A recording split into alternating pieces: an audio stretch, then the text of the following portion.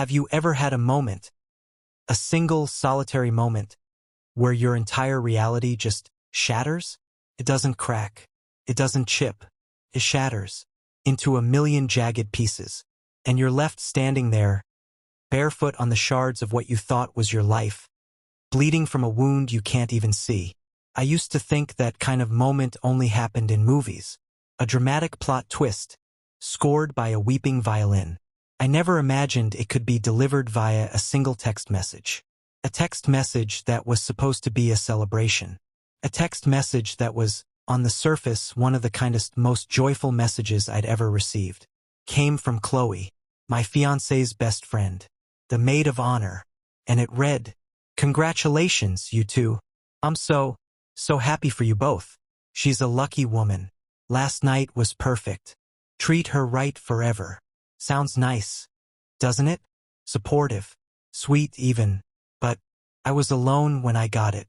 And my fiancée, Sarah, was asleep in our bed, and we hadn't done anything to celebrate. There was no last night. That text, that handful of words from a best friend, was the first domino to fall. And when the last one clattered to the ground, the wedding was canceled. My life was in ruins, and I was left to piece together the truth from the lies I'd been living for God knows how long. This is that story. You never really know how fragile love is until it shatters in your hands. For me, it happened on a quiet Thursday night. The kind of night when the world seems peaceful, but your soul starts screaming inside. That's when I found out the woman I trusted most was sleeping with someone else. My name's Ethan Parker, and this is not some exaggerated drama. It's my truth. My story of love, lies, and the painful road to letting go. I remember standing outside a cheap motel, my hands shaking, the cold wind biting through my jacket. Her car, the silver Honda Civic I bought her on our anniversary, was parked right in front of me. The headlights reflected off my tears as I whispered to myself, "Please, don't let this be real." But it was. Through the blinds, I could see her silhouette. My wife Melissa, the woman I'd loved for 8 years, wrapped around another man. It felt like my heart exploded silently inside my chest. In that one moment, every memory we'd built together, every promise, every smile, turned into lies. I didn't move. I didn't shout. I just stood there, numb, watching the woman I thought I knew destroy me without even realizing it. That night changed everything. Melissa and I met in college, two dreamers who believed in forever. She was majoring in journalism. I was studying computer science. She loved writing poetry and laughing at her own jokes. I loved how she looked at the world. Curious, wild, full of life. We got married 3 years after graduation. Our wedding wasn't fancy, but it was perfect.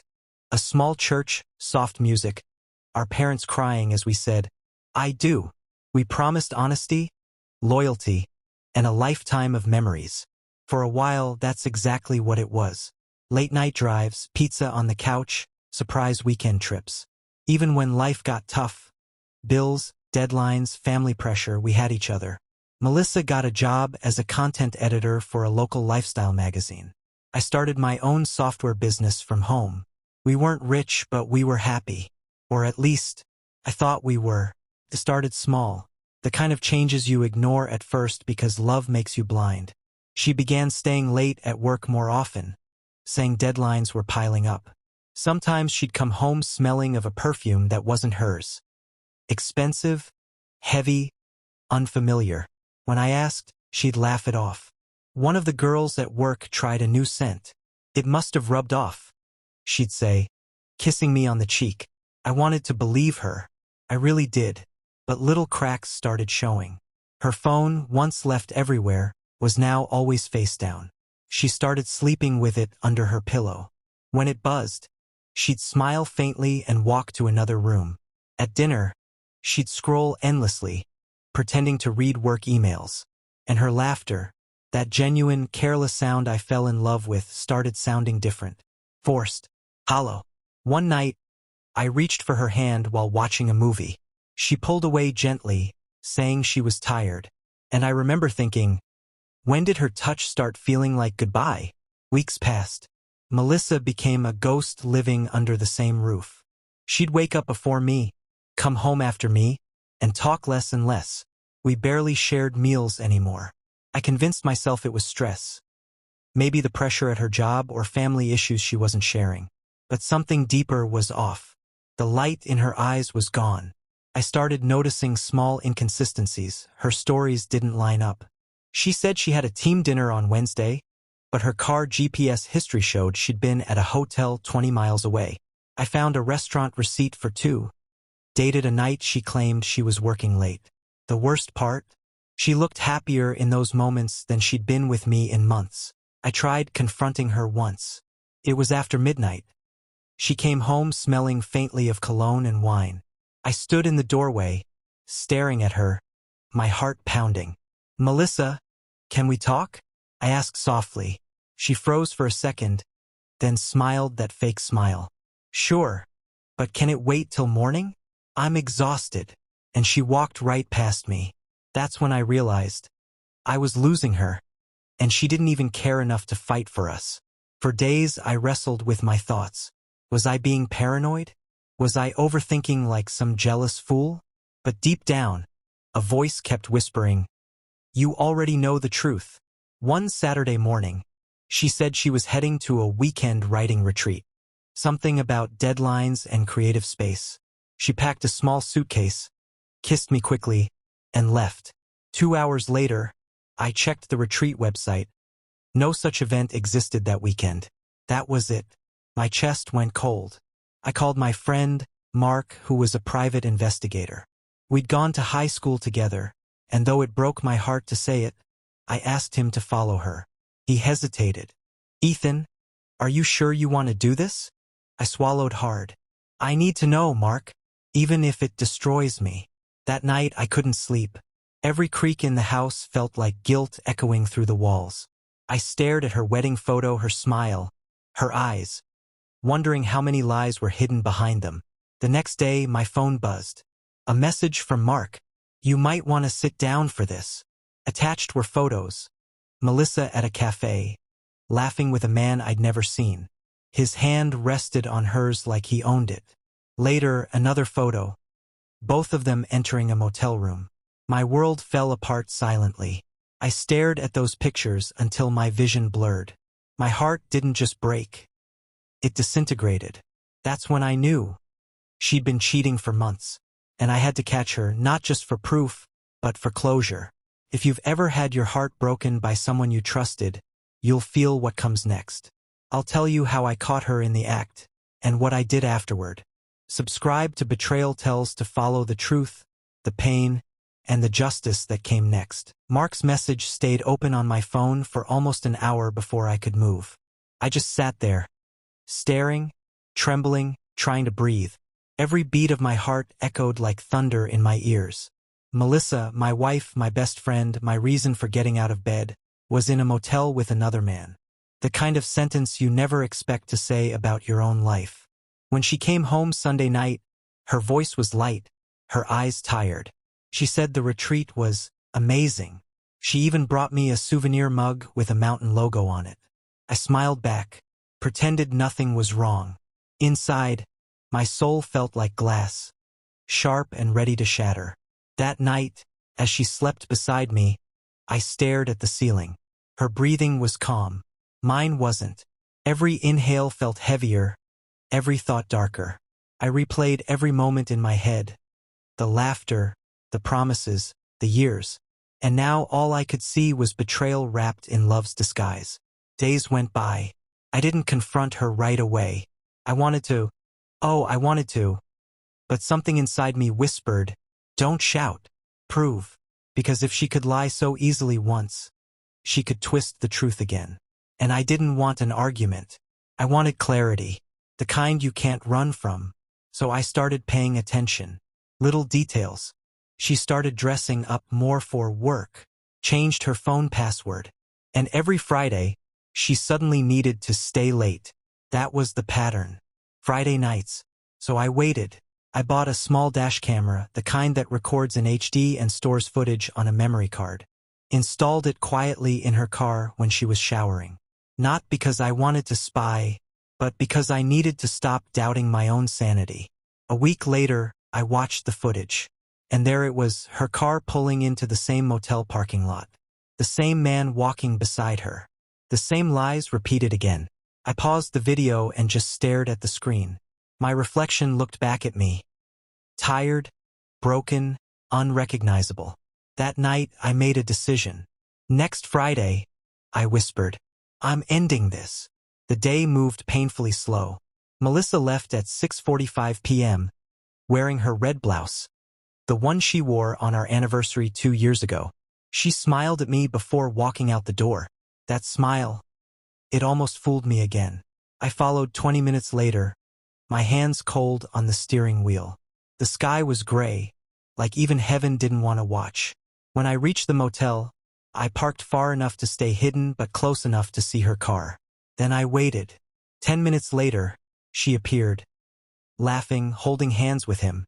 They kissed before walking inside. My world went silent. I sat there for a long time. Couldn't move. Couldn't cry. It's strange how heartbreak doesn't always feel loud. Sometimes it's just quiet and heavy, like drowning in still water. I took a few photos, not out of anger, but because I needed proof that my heart wasn't lying. Then I left. No confrontation, no shouting match. Just silence, the kind that ends everything. When I got home, I went straight to the kitchen sink and turned on the tap.